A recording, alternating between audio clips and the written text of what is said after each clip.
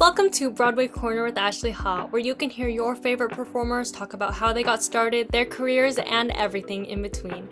Make sure to follow me on Instagram and Spotify at Broadway Corner with Ashley Ha, and on my main Broadway account at Broadway_Corner on Instagram, TikTok, and YouTube.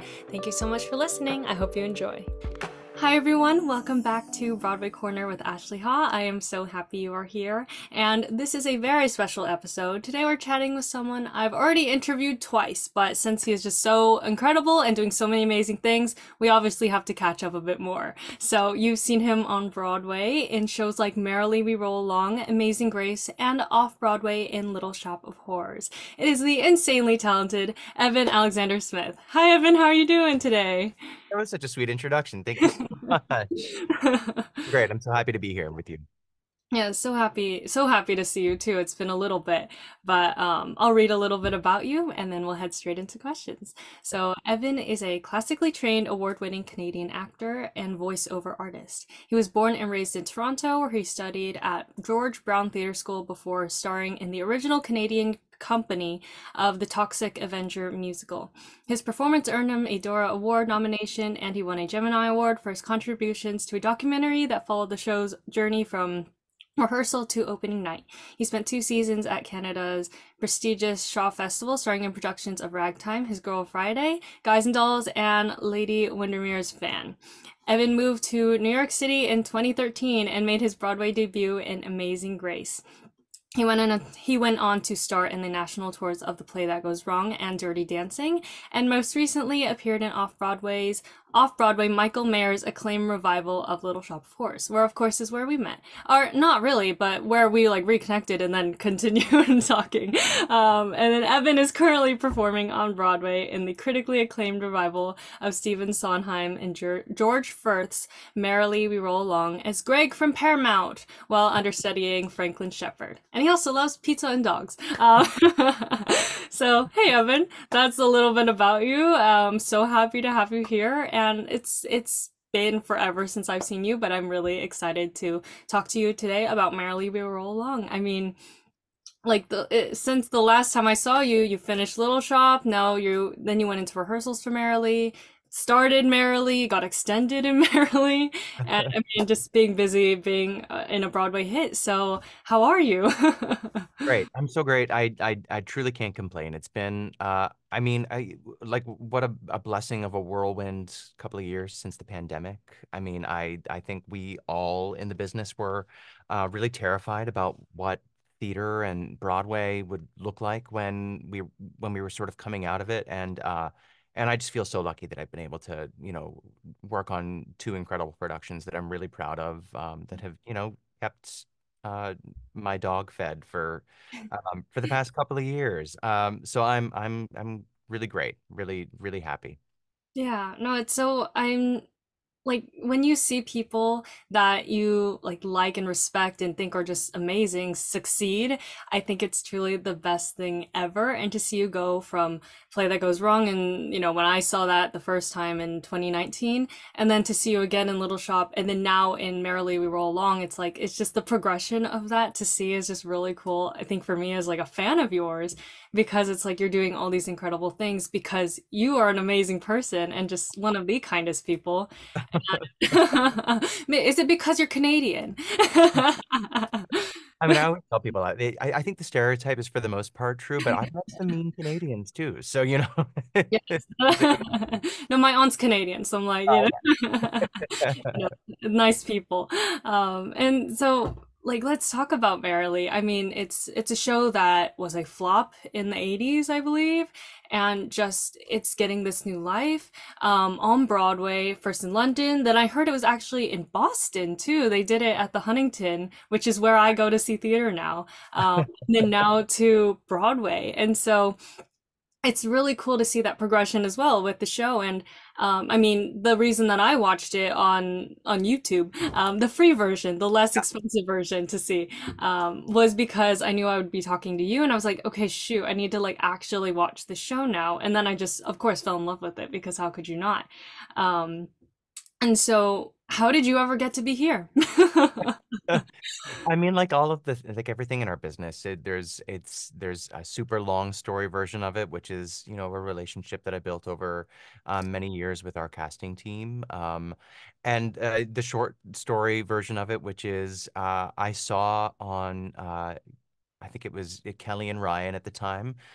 Dan went on and did an interview where he announced that he was going to be doing Merrily We Roll Along off Broadway. And I thought, oh man, that's really cool. I would Mhm. love to audition for that. And then some months later, saw like an equity open call notice for it go up on Playbill. And saw that the casting directors were people that I knew and had a relationship with. And so I wrote an email right away begging to be seen. Um, and got really lucky. I thought that I would be like a Charlie cover, if anything. I'm like a quirky weirdo. And I remember my high school did it the year after I graduated. Oh, And wow. I didn't get to do it there, but I went back and saw it, and I remember just being obsessed with the show. And seeing the young actor who played Charlie in that production sing Franklin Shepard Inc. He was incredible, and the song was amazing. And I remember thinking like that, I really want to do that song someday. Anyways, they called me in and they said no, it would be for Frank understudy. Yeah. And at the time there were rumors, it hadn't been announced, but there were rumors that Jonathan was going to be playing Frank, which, given that I had been at Little Shop of Horrors at that point for about a year, felt like, following these sort of like following Jonathan's Yeah. show's sort of streak. So yeah, and went through the audition process. It was kind of like the best. Maria Friedman, our director, um, was just so kind and welcoming. And uh, I had grown up on the DVD of Joseph that she's in with Donny Osmond. She played the narrator, and I couldn't help myself. Like the first thing I said when I got in the room was like, "I'm such a big fan. You were incredible in Joseph." And so we kind of laughed and joked right away, and then really just felt this great connection. And I think everybody who I've talked to felt the same way in their auditions. The auditions really felt like what we call work sessions in the business, which in a lot of auditions, you come in, you sing the song, you do the scene, you get an adjustment or two, and then you're done. But with Maria, she really wanted to work everything and talk about everything, and get to know us as actors and as people, and sort of the audition had this rehearsal feeling to it. It felt like we were rehearsing the piece, not just sort of presenting an audition. So it was incredible. And yeah, I think it was just two auditions. And a funny little dance call where we all did the blob. Um, and then Yeah. it was a long wait because they were trying to make sure that they had the principal cast intact and knew what that was going to look like before they sort of trickled down to the ensemble. And I think when they got all of that figured out, I got the call. So that was almost 2 months after my final callback. So um, sort of had to do my best to let it go and not stress about it every day, but it was sort of in the back of my mind Yeah, sure. that whole time. Like, is today the day the phone rings? I don't know. And yeah, I don't know. I remember leaving that final callback, walking down the street, just feeling like something really special had happened. And that even if I didn't get the job, that I'd had this wonderful experience, and um, ended up like walking from the New York Theater Workshop where the final auditions were up to the Al Hirschfeld and got a giant slice of pizza and watched Moulin Rouge to decompress. Um, Yeah. yeah, but it was an amazing process. And then yeah, some months later we started rehearsal and fast track 2 years almost from my final callback. It was 2 years ago next month. It was May 2022 that we all auditioned. So it's been a part of our lives for a long time now. Yeah, that seems like forever ago. I mean, I guess that's like similar to when we like when the last time I interviewed you and talked to you, I did not, who would have known Yeah, that you would have been in that process because these things take a lot of time and as an actor it's so stressful when you don't know what's quite going on. But to hear that like even just the audition process was like a warm environment. I mean, that's kind of the best because there's so many times you're going to go in and people are just cold or just you don't know what's going on. But when it is warm like that, then it's like you appreciate it. And then you're like, oh, I had a good feeling. I would want to work with these people in the future. Um, absolutely. And and you're so, able to bring so much more of yourself into the room when you feel comfortable and when you feel like they're really interested in seeing you and not just, the material. Like it. When you're able to sort of make that personal connection with the people in the room, it's just you feel so much more yourself and alive, and that's when the best work comes out, I think. Yes, and it takes it from just casting directors and everything, an actor, to like we're collaborating now and we're Yep. being human beings instead of just working people. And so that's the best that I can ever hear of about that. And so, with Merrily, like, did you kind of know going into it how big of a hit it was going to be? I mean, I think we were all like unsure. I mean, certainly like when they announced the cast and we knew that it was going to be Dan and Lindsay and Jonathan leading the show, I mean, I think you know right away from the jump that you're going to be in great hands, that like it's three remarkably talented people with incredible material. And to some extent, it's like you just sort of give them the script and let them go, and you know that you're going to get, at least 90% of the way there. Um, but I also had seen that production on YouTube of the London production, and I remember, and I watched it while I was auditioning because I wanted to sort of have an idea of what the tone was for this production, and our production differs in a few major ways from that one. It's grown and changed quite a bit over the past, what was that, 2010 or 2011? I think they did that, so it's been Yeah, a while ago. years. And it's grown and evolved and changed and been tailored to all of us in the work we do. But it certainly, having seen that and knowing who we had in place to lead the show, I knew it was going to be special. I don't think any of us knew quite what a massive hit it would become, and how much it would be loved and embraced by both the sort of creative community here and by audiences. It's been really sort of amazing watching the show get this second life. And I think that the sad part of that is that we all wish that Stephen Sondheim was alive to have Yeah. seen it have this beautiful sort of reemergence. Yes. Yeah. No, it is so cool to see a show get a second life, where it's wasn't recognized then, but now it's like getting sold out shows almost at pretty much every day. Yeah. And just how rare that is too, especially for Broadway nowadays, where it takes like something really special to get people in the seats. Like Little Shop of Horrors, where people are buying tickets to that because they know and love it. Where Merrily, maybe not as many people know the story, but they know the people in it, and then they get brought in due to that, and then hopefully leave Sondheim fans. I'm hoping. And I mean, how that's the really cool thing is like a lot of them come for Dan and Lindsay and Jonathan and know nothing about Merrily We Roll Along. So it's also really cool, sort of, um, especially there are times when I'm off stage and I'm able to go out and watch from the house. The three of them are in alone, and watching people react to the material for the first time, like you really do get the feeling with this production that it's a show that very few people know, and so you really watch people and listen to their reactions. You can hear them discovering it for the first time, which is special. It's really cool. Yeah, real yes, very special. And how has it been for you doing 8 shows a week instead of, being off stage, either doing offstage vocals or just, being backstage as a cover like in Little Shop? Yeah, I mean it's tricky. I have an ensemble track that was created for the Broadway production. It didn't exist off Broadway.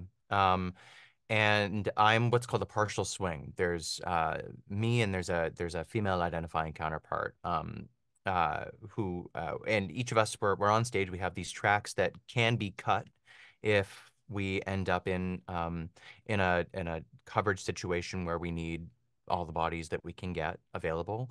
But we cover all of the ensemble as well. So I understudy Frank, but I also understudy all of the men in the ensemble. Um, so my track night to night is it's actually really nice. It's pretty light. I don't I there's a lot that I can't do because I have to be able to be removed from the show. So I can't do any sort of big scenery changes or any of the big work and any of the transitions. And if you see the show, you'll understand what I'm talking about. There's seven of them, I think, these large transitions that help us move through the time periods in the show. Um, so what is tricky about my job particularly is that I have to cover all of these men in the show, but I can't sit out and watch the way that an offstage swing is able to. Yeah. Um, so it takes a lot of resourcefulness and a lot of multitasking and being able to sort of, as I'm in the middle of our opening number, also peeking over my shoulder to see, like this week, what Kobe is doing. And then, piecing it together in understudy rehearsal. So it's a very different kind of way of working than I'm used to. It's been a lot of adjusting and sort of figuring out how to do it on the fly, but I really enjoy it. Yeah, I had no idea that you were still like doing the swing stuff because I knew that's what you were doing off Broadway in that production, and I knew that you had an ensemble track, but I was not sure like your involvement with all the stuff. But that's insane to know and crazy to see. And you've had understudy like experience in the past too, which has probably helped you a lot to making sure that you're attentive to all of the things that are happening because swinging is no joke. It's never something that is easy or easy to do or easy to even just watch someone do it. It's like you kind of have to trust yourself and then just kind of go and just go for it. But yeah, that's insane to know that you're doing that while also in the show, which is rare but interesting. Yeah. And do you have a favorite part in the show? I guess either as Frank or just whatever track you want. Oh gosh. I mean, yeah, I got to go on for Frank for the first time, I guess it was last week, which was incredibly special. And I think, like there's so much of doing it that I loved. I think it was what I auditioned with as well. The Frank sings a number in the first act, called Growing Up, where it's just sort of Frank alone on stage with his piano. It's the first really kind of quiet moment in the show. There's a lot of energy and activity happening, all the way up until that moment. And then finally, it's the first moment where the show really kind of just stops and breathes, and there's silence and quiet. And he has this beautiful moment where he sings about growing up, about moving forward. I really love that moment of the show. I love singing that song. I love watching Jonathan sing it. It's, I think, such a beautiful, beautiful moment. So yeah, probably that. And then, there's also like Bobby and Jackie and Jack is a number that Beth and Charlie and Frank sing in the second act, which is just like stupid fun, like so much fun. It's like a ridiculous sort of like 60s downtown theater number. Um, Old friends, like singing with Dan and Lindsay. It's all great. I mean, it's such great material and such wonderful artists to get to do it with. It's fun. Yeah, it's a great time. Yeah. So would you say Growing Up is your favorite song then in I the think whole show? so. Yeah. I mean, Hard yeah, to choose, hard to choose.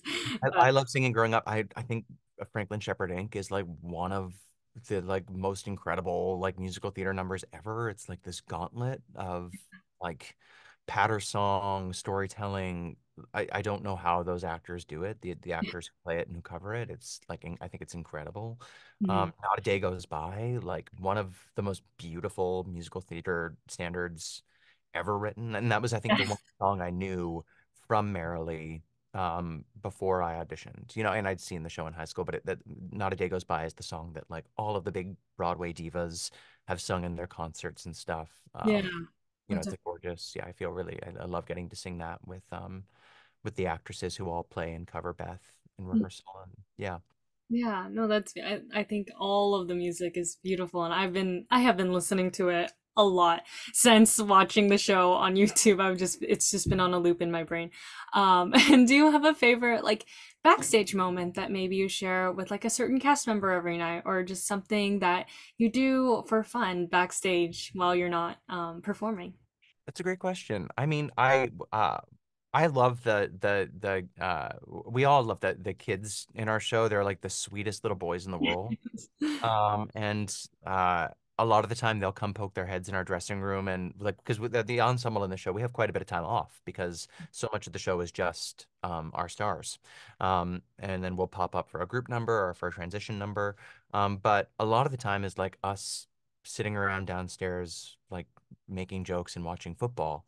Um, So yeah, no, I mean, it's always fun getting to chill with the boys and you know, getting to have them come around. We had a big talk about Hadestown last night with Max Rackenberg, one of our French juniors. We have three that there's Yeah. two in the building any given night, but there's three that rotate through the role all week.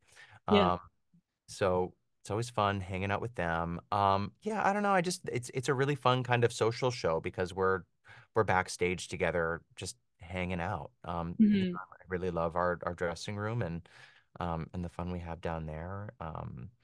Yeah, nothing particularly like backstage. Yeah, yeah. Offstage, yeah, it's just a great hang.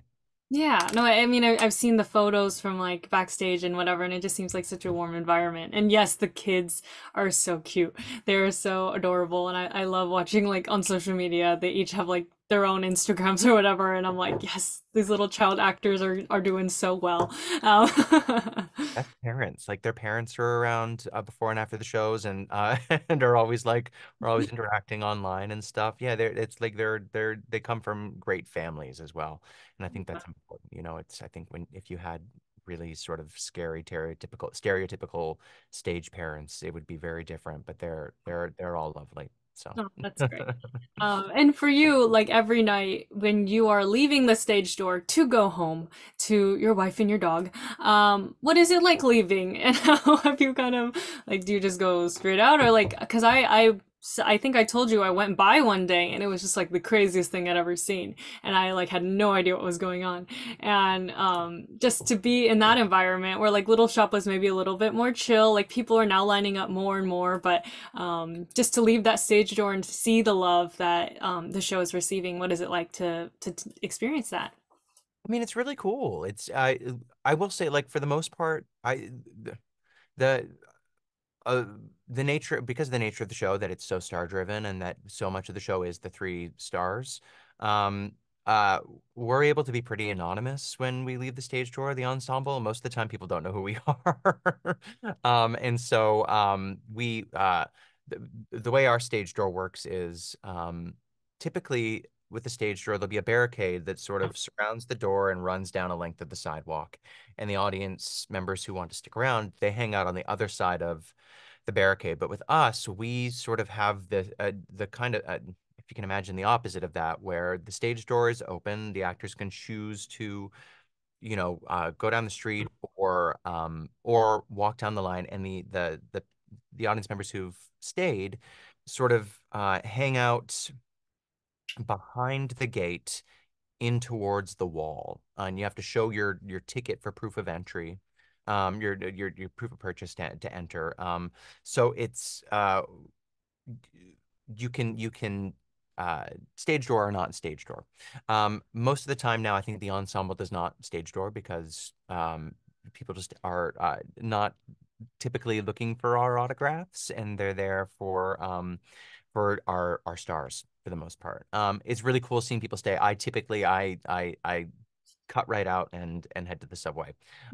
Especially with my part. I'm in the back for most of the show. I think most people would go like, "Is that the tall guy?" But I don't think a lot of people super know who I am when I leave. Well, people who follow me know. Yeah. It's definitely really cool seeing the people who love the show who want to stick around and meet the people who helped make it. Yeah, no, I mean, it's just like, even though I didn't see the show, just seeing the response to it, I was like, wow, this is really big. And just something that I don't think has been has happened on Broadway in quite a while. So that's really exciting just to see, a Broadway success because it's like Broadway is going it's going and it's going and there'll be a hit or a show that closes in a couple months and so it's just great to see the success. So Evan, you made your Franklin Shepard debut on the 17th of this month and it was your first time going on since you covered him in the off-Broadway production and now for Broadway. So tell us about the whole experience. What was it like, I guess, getting that advance notice, knowing that you were going to be going on for the leading man in Merrily? Yeah, I mean, it was incredible. I think when I first found out it was going to happen, I think I was really nervous that I, I was scared that I would be nervous, if that makes sense.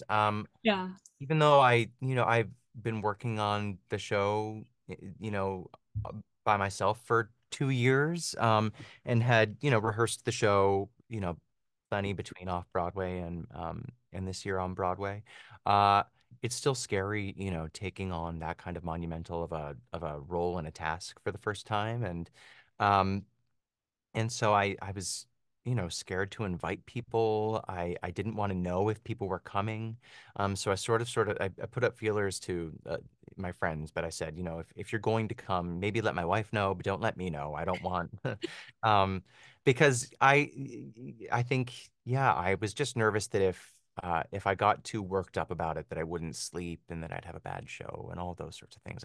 That my anxiety would run away with it. But the kind of incredible thing that happened was that I wasn't. I don't know. I will say it's really helpful when you have something else to distract you from the task at hand. So my allergies, Oh, it's man. market season in New York City right now. My Yeah. allergies were like next level bad. And so this sounds ridiculous, but I was just so concerned about clearing that out that I couldn't worry about the show. And as a result, this kind of amazing thing happened during the show where I was able to be really present and and really be in the moment in a way that I don't think I've ever experienced um,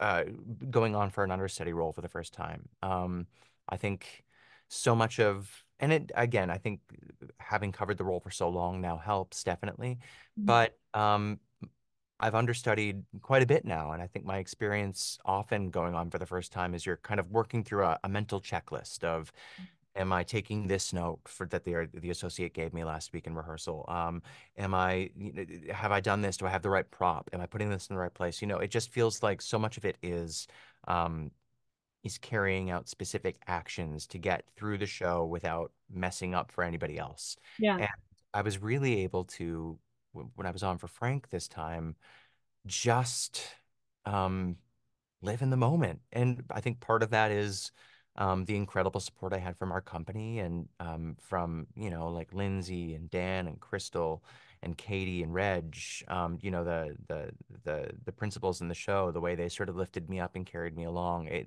Um, I was really able to just sort of be there with them, and it was incredible. It was amazing. So, usually, I think when you go on, it feels like a blur. You get off stage and you're like, I don't know what happened Yeah. Yeah. the last 2 hours. But this time, it was the 2 hours after the show that I have no recollection of, but I can remember Oh. every single second of the show. I can remember, looking into Dan's eyes while he was singing Franklin Shepard Inc. It was this sort of just incredible experience that I'll never forget. And I think just the sort of personal milestone of like leading a show on Broadway, which, I never thought that would happen. I couldn't have dreamed when I was in college that one day I'd be here doing this, getting to play that part, in a show that is so sort of loved and celebrated. Yeah. Yeah, it was an incredible gift. Yes, and I saw that both your wife and I believe your brother was also there too. Yeah, Like, he surprised me. My mom and my brother's wife flew down from Canada to see the show for my mom's birthday in the middle of March. And and that was before I knew that I was going to be going on for Frank. Or else I would have said maybe just wait. yeah. Um, so I didn't when I found out when I got the date that I was going to be going on, I didn't even think to say, do you want to come back? Because it's expensive. Seeing the show is expensive, flying down from Canada is expensive, getting a hotel, yada yada yada. Um, yeah, and so he had been like messaging with my wife, and Aw. they worked it out together. And I came out after the show to run and see some friends who I knew were going to be there, and he was standing there with my wife, and I lost my mind. It was incredible. Oh my gosh, that is so special to have the people that you love, wanting to be there for Yeah. such a monumental moment in your life. And that's just so cool. And how did it feel, I guess, like to just stand on that stage as Franklin Shepard and kind of just like look out into the audience? Like what was going through your mind, I guess, when you first stepped out as Frank? Um, kind of nothing beyond playing the scene, and that sounds like a really actory thing to say. You know, Yeah. I was in the show. And I think that was the lovely gift of it is I wasn't really thinking about anything beyond the footlights. You know, I wasn't worried about who was in the audience um or or yeah, what anybody thought. It was just, I am Frank. I am on my patio. I've just come from a terrible party. Um, and it was that. I don't know. It's and again, which is unique. Like I remember the first time I went on for Seymour, it was while Jeremy Jordan was in our show. I And he remember that very well. Yeah. and um and there was a young woman in the front row with a Newsies t-shirt. And I remember looking down during the opening number during Skid Row and seeing this woman, this young woman in the Newsies shirt, and she looked so disappointed. And and I was very, conscious of this is a whole audience full of people who are here to see somebody that they love who is brilliant, and instead they got me. I think what also helped is that with Merrily, because it was advance notice, because it was personal days that Jonathan was taking, everybody who bought a ticket was notified that Mhm. Jonathan wasn't going to be there. So people could make the choice whether or not they wanted to attend that performance or wait until the performance that Jonathan was going to be in. So it felt very supportive in that everybody who was there knew what they were getting and wanted to be there for it, or at the very least didn't mind that they weren't seeing Jonathan, which was nice because I think that the actor's nightmare is that um, the stage manager comes out over the PA at the top of the show and says at tonight's performance, the role of Franklin Shepard will be played by Evan Smith, and you hear a whole audience full of people groaning. Um, and so luckily that was not the experience, and I was able to again really just be in the moment of the show and not worry about any of that until the end. I think the sort of crazy thing that I was really struck by is at the very end of the show after the curtain call, we're in the middle of Broadway Cares collection season right now. So all the Broadway shows and off-Broadway shows help to raise money for an incredible organization called Broadway Cares Equity Fights AIDS. And we make curtain speeches and we do auctions and we solicit donations. And because I was on for Frank that night, I had to read the first part of our collection speech, and I stumbled, and as I stumbled, I said, "I'm so sorry, it's my first time," and uh, and the audience kind of went insane, and I think, yeah, all of us started crying on stage, and it was.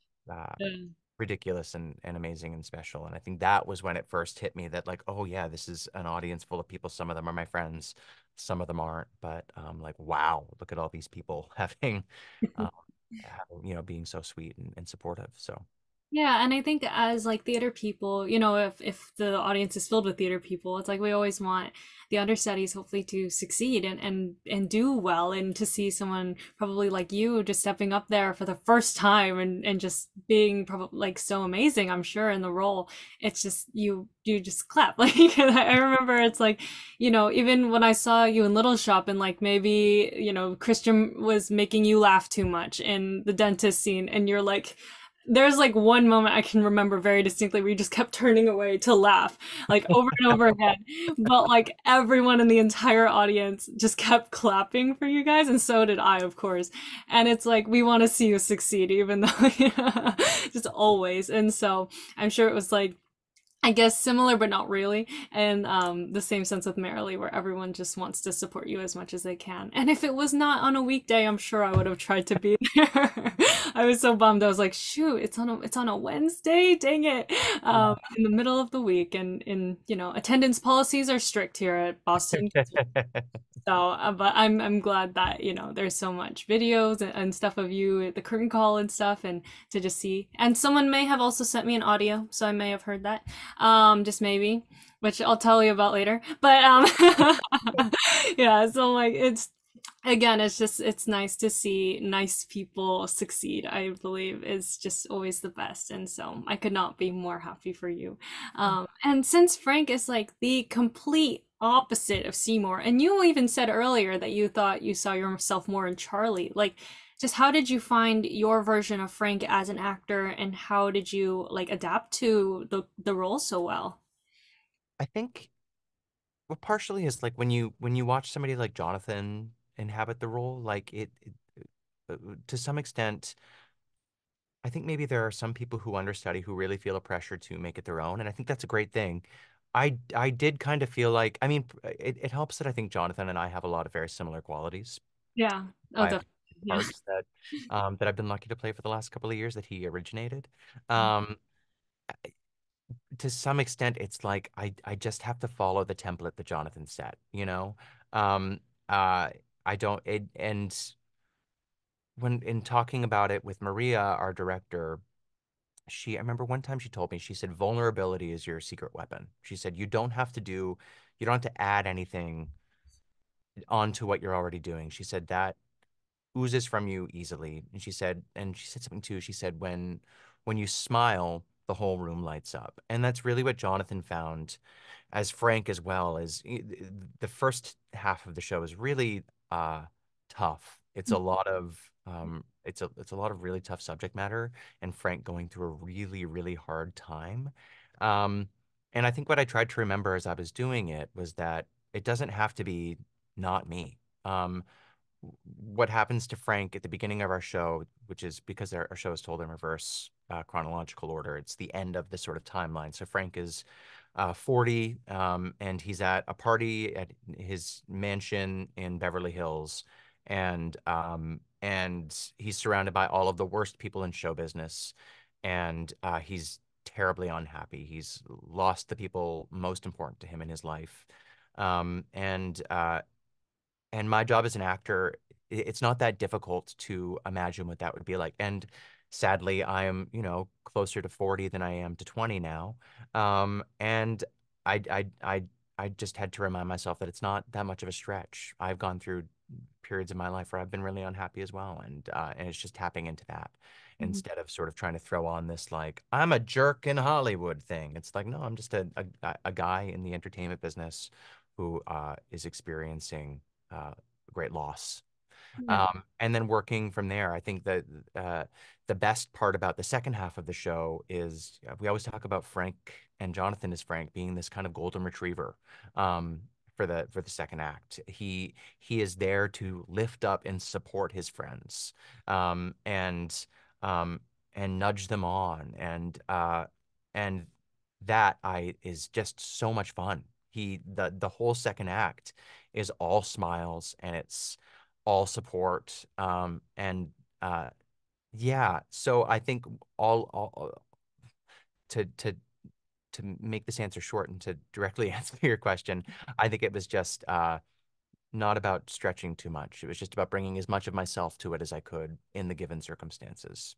Yeah. Um, and they're kind of universal uh, themes and circumstances. They're things that all of us have experienced in some way, shape, or form. So, and which is why I think so many people connect to the show because maybe not all of us are Hollywood writer producers like Frank, but all of us have experienced um, loss and regret and um, and pain and love and joy. And it's just about accessing those things and finding them within myself and then bringing that to the show, you know? Yeah, and I mean, I think, as actors, it's like, yes, it's acting, yes, you're putting on something new, but I think the best time, like the most authentic performances is really when you can only, like, bring only what you can bring to the role and bring yourself to that, and then just kind of perform through that. And it's like, because then it's not so much of a stretch, and really it's just you as maybe a slightly different version of you, or you in a different universe where it's like, you just kind of bring the honesty to that. And so yeah, I can totally see that in you. And like when I heard you were gonna be understudying Frank, I was like, it makes sense. I wasn't like, oh, he should be Charlie, in my brain, like maybe you thought that, but I was like, no, this makes a lot of sense. I was like, oh, when I saw the show, I was like, no, this works. It definitely works. And to, hear you sing those songs, I was like, oh my gosh, this is such a role that is, it's so big and so much and emotionally a lot to hold. And so it's such a feat that, it's that you're playing, the role and understudy and rehearsing and all this stuff because it is such a beautiful character within the show. And so how does it feel, I guess, to go backwards in time with the character and then get more green and more positive as you go along, because then you're not ending the show depressed and sad, and you get to end it with all this hope. Yeah. I mean, it's lovely. I think that was the thing that I was most struck by as I did it that first time through. It was like, I got to the intermission and just felt such relief that the first act was done because like every time I'm off stage, I'm blowing my nose because I'm crying, or I'm trying to shake off this traumatic thing that's just happened, and knowing that in the second act you just get to go out there and have fun is great.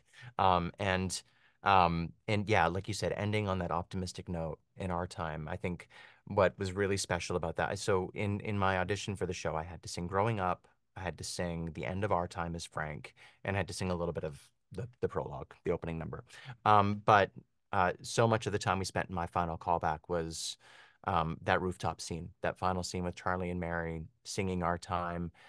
Um, and as I was sitting there singing it with Dan and Lindsay, I was just flashing back to that moment in the audition room and thinking about how far I had come and what a journey it had been, and how, in so many ways, that night felt like, even though we still have, 2 months left in the run, it felt like the kind of culmination um, of this long, incredible journey. And yeah, it was like in my brain alternating between, seeing the audience in front of me and also looking back and seeing that audition room so clearly in my brain. And yeah, it was really emotional. Yeah, it was amazing.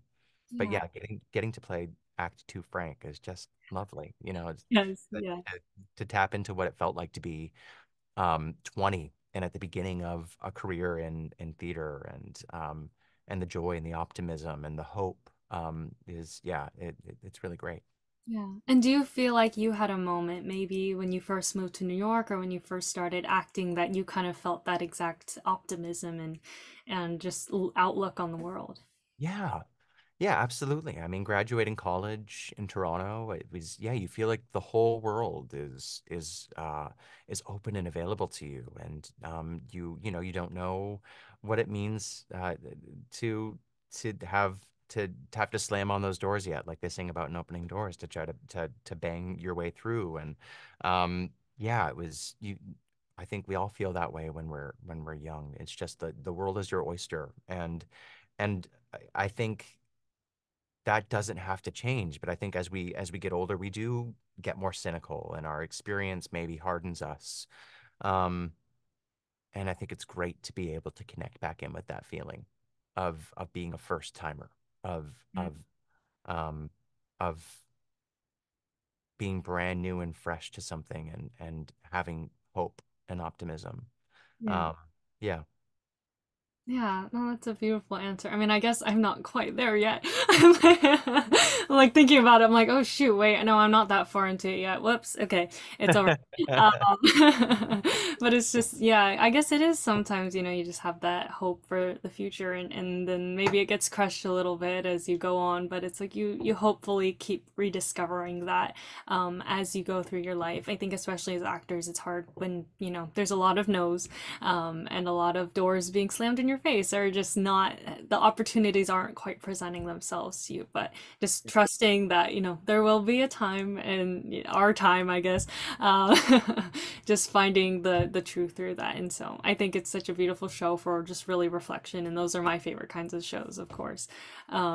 And to kind of wrap up a little bit, like, do you have a certain line in the show that you would consider your favorite? Because I have, like, as I was watching the show on YouTube, I kind of made a list of all these different ones that just kind of stuck out, and it's like liking the way that it was, or growing up, growing never ends, and all these things that kind of stuck out. So do you have one line that maybe is the most impactful for you? Maybe not one line, but it's all of those growing up themes. The growing up that Frank sings, and then particularly the reprise of it that Gussie sings in Act Two in what we call the greenhouse scene, during the sort of blob section.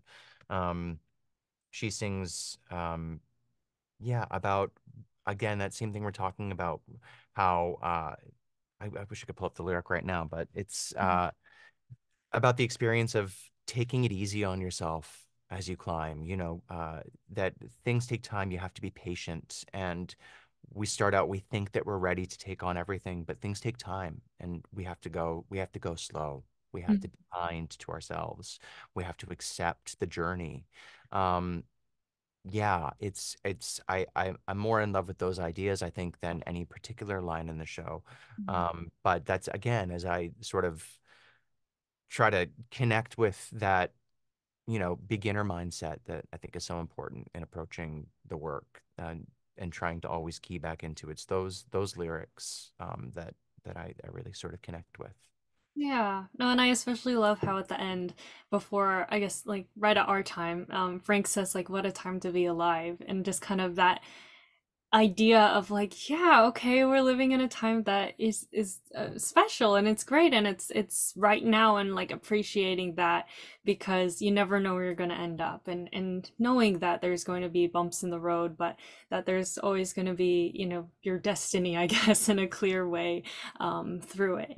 And so I'm just so excited that Merrily is having that impact on the world and having the ability to just continue to inspire people and make people think, because sometimes we're so focused on like our phones or videos or things that are going on, and then we don't take the time to really reflect. And I think Merrily is the perfect time to really just think about your entire life. And yeah, I mean, I wish I could see the show, obviously, in person, and I'm bummed I won't be able to. But I've come to peace with that. Maybe someday it'll happen. But Evan, Hopefully it's it's cooler. been Who knows? I think, I oh, haven't heard anything about announcing anything on on a podcast.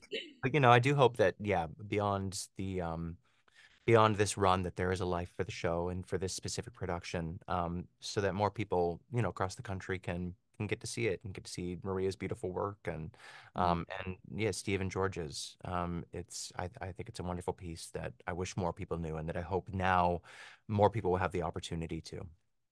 definitely, yeah. No, I'm like, as soon as a tour, gets announced, I'm like, I need to see it immediately, because I think this production even is just so special because of the way that Maria has, taken it and really just, I guess, cleaned it and just made it into this product that is so beautiful. And so, what a time to be alive, to be able to witness Merrily coming back is so spectacular, and I'm just really excited about that. And so, Evan, it's been great chatting with you. Do you have anything else you would like to say to the people listening?